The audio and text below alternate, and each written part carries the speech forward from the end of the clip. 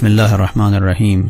ہم ماہ ازاں کو رخصت کر رہے ہیں، ہماری آنکھیں اشکبار ہیں، ہمارے دل مغموم ہیں۔ وہ ایام ہم سے رخصت ہو رہے ہیں جن سے بچپنے سے ہمارا ایک قلب بھی لگا ہو رہا ہے۔ یہ وہ ایام ہیں کہ جن میں ہم صرف گریہ اور بکا نہیں کرتے ہیں، بلکہ وہ ایام ہیں جن میں ہم اپنی روحوں کو پاکیزہ بناتے ہیں، تطہیر و تعمیر نفس کرتے ہیں ان ایام میں۔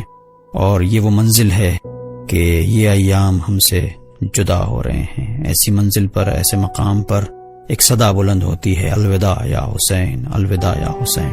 اور اسی کے ساتھ یہ بحث چھڑ جاتی ہے کہ اختتام ازاں پر حسین الوداع کہنا بھی چاہیے کہ نہیں، حسین الوداع کہنا چاہیے یا لبیک یا حسین۔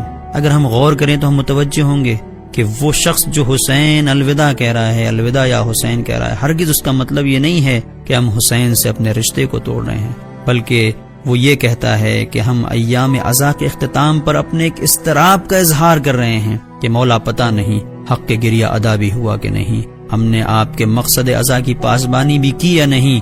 جو شخص حسین کو ان ایام میں الوداع کہہ کر حسینی مقصد کو پس پوش ڈال دے، اس کا ذاتی عمل ہے، اس کا مکتب حسینیت سے کوئی تعلق نہیں ہے۔ ایک سچا حسینی ہرگز ایسا نہیں کر سکتا۔ اس کی دلیل یہ ہے کہ ہم ایام ازاں کے اختتام پر دیکھتے ہیں کہ مجالس ترحیم بپا ہوتی ہیں، مجالس ازاں منعقد ہوتی ہیں، جہاں حسین کا تذکرہ ہوتا ہے، انہی کے مصائب بیان ہوتے ہیں، انہی کا ذکر ہوتا ہے۔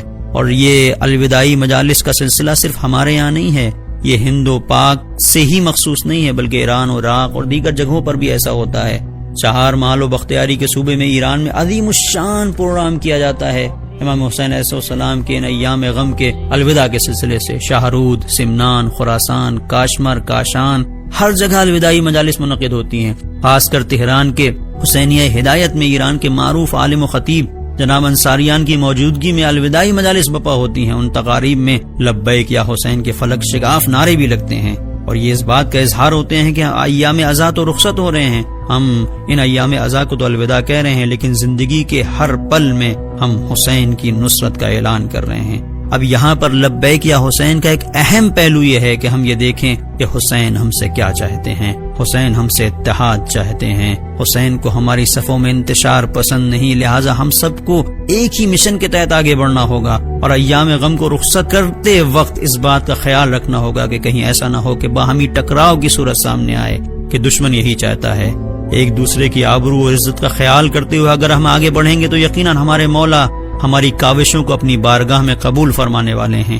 جہاں ہم غم حسین میں مشغول ہیں، وہیں بے حد ضروری ہے کہ کسی حسین کے محب اور حسین کے عاشق کی دل آزاری نہ ہو، کسی مومن کی توہین نہ ہو، کہ مومن کی عظمت کعبے سے زیادہ ہے۔ المومن اعظم حرمتا من الکعبہ، حدیث میں ہے کہ مومن کی عظمت کعبے سے بڑھ کر ہے، مومن کی حرمت کعبے سے بڑھ کر ہے۔ دوسری حدیث میں ارشاد ہوا من آذى مؤمنا فقد آذانی، پیغمبر فرماتے ہیں جس نے مومن کو اذیت دی اس نے مجھے اذیت پہنچائی، ومن آذانی فقد آذى اللہ، اور جس نے مجھے اذیت پہنچائی اس نے خدا کو اذیت پہنچائی۔ ومن آذى اللہ فهو ملعون فی التوراۃ والانجیل والزبور والفرقان، اور جس نے خدا کو اذیت پہنچائی وہ توریت میں، انجیل میں، زبور میں، قرآن میں ملعون ہے۔ اور روایت کے عجیب سخت جملے ہیں فعلیہ لعنت اللہ والملائکۃ والناس اجمعین، ایسا شخص جو کسی مومن کو تکلیف پہنچاتا ہے، اس کی دل آزاری کرتا ہے، تو اس کے اوپر خدا کی لعنت ہے، ملائکہ کی لعنت ہے، لوگوں کی لعنت ہے۔ تو آئیں ایام ازاں کے اختتام پر عہد کریں کہ مولا ہرگز ہم آپ کے مقاصد کو فراموش نہیں کریں گے، اور تمام تر معصومین علیہم السلام کی ہدایات پر عمل کرتے ہوئے کوشش کریں گے کہ آپ کے سچے پیرو اور سچے چاہنے والے بن کر دنیا میں حسینیت کو عام کریں۔ لبیک یا حسین، لبیک یا حسین، لبیک یا حسین۔